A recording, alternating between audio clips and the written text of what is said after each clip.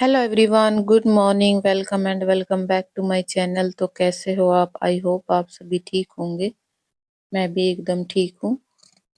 21 day challenge का day आज 15 था।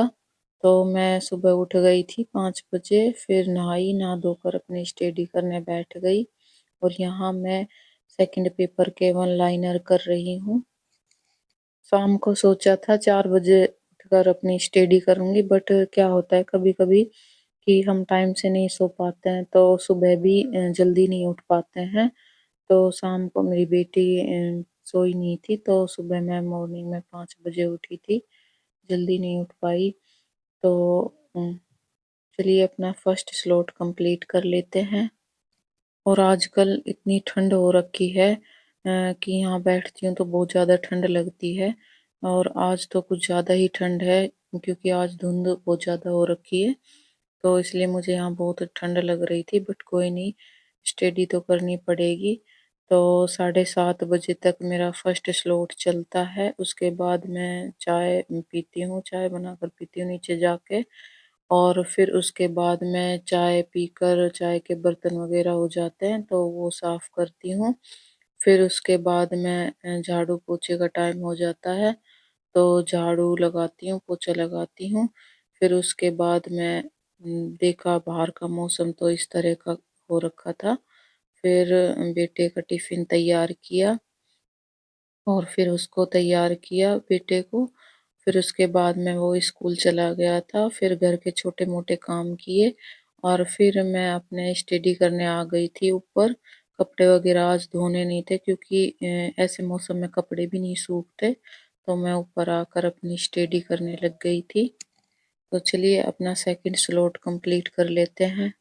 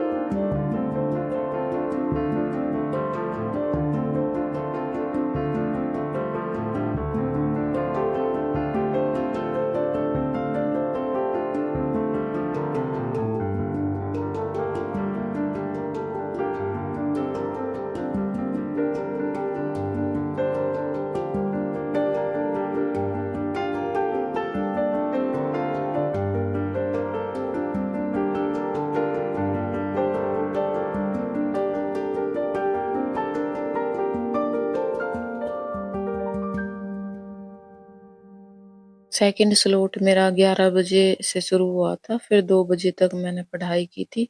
फिर बेटी नहीं रुक रही थी तो उसको नीचे छोड़ कर आई मैं।